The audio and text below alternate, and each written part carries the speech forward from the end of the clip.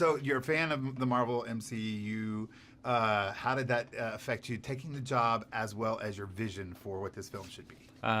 Well, taking the job was easy because I just, my chance at making a superhero movie, was not coming around that often, So like when something like that appears and like, the universe, if you will, like gives you an opportunity like that, you should take it. And I just saw it as an opportunity to learn how to make bigger films and how to learn. So because I can easily go back to my small films because I've got those scripts that I'm going to keep working on. I'll do those.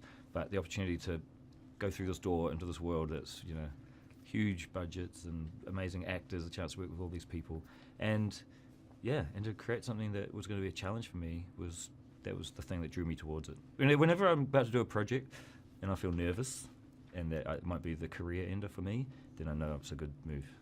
And what about the vision of it? Did it? The vision, well, my vision originally was just make Thor the coolest character and make him the most entertaining character. Otherwise, don't call the film Thor. And we wanted, and Chris had already said this to everyone as well. He's like, I want to do something where I'm not doing the same thing. I'm not treading water again and again. I want to change the character up and make him more fun and just have an adventure. And so, and Marvel are very responsive to when people want to do that stuff. So I went in, and my vision was just that: make it fun and colourful. And look, that poster. It's like it's got to be like that. It's got to be like the comic books that I grew up with, where it was like splash pages and Kirby art and it was fun and like vibrant and It's one of the funniest Marvel superhero films. So how was that on the set? Did you know that it was going to be rooted with that comedy? Yeah.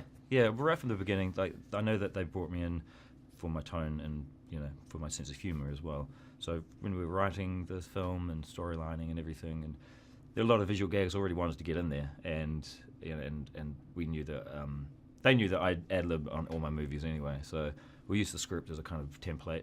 We do probably a version of that. We just pick out the lines that are vital for exposition, and then we ad-lib to make it better. What's the single most important thing you want audiences to walk out of the theater with after seeing a Thor ticket Ragnarok? stub, or two preferably. I want them to feel it. I want audiences to feel a sense of joy and just to kind of feel a bit more energized about life. Because this film has got a lot of life in it, even though it's a crazy superhero movie with a giant wolf in it and a zombie army and Incredible Hulk and all these crazy elements. It's also a celebration of like life and energy, and in this time, I think it's nice for people to be able to go to and escape to a cinema and have an experience like that where they can laugh, and go and see it with their kids and laugh, and and that's for me like a perfect film at the moment. Yeah, the last question, and I want to get it right because I didn't write these questions. There was a lot of excitement around where you were filming this. Brisbane. Yeah. Brisbane. How exciting was that for you to be able to film? Because obviously that's...